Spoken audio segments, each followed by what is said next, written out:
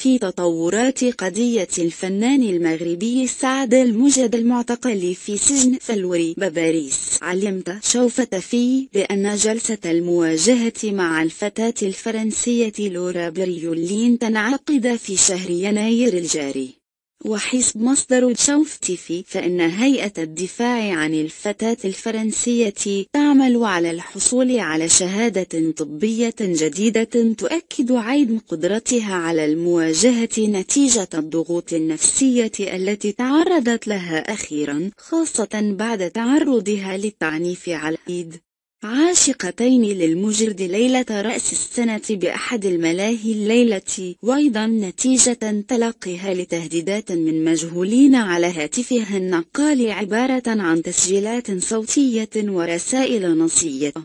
وأوضح المصدر ذاته بأن محامي لورا بريول قدم شكاية للشرطة الفرنسية ضد مجهولين تفيد بأن موكلته تعرضت لتهديدات مشفرة وغير مفهومة عبر هاتفها النقال الذي تم وضعه رهن إشارة الخبرة التقنية للتعرف على هوية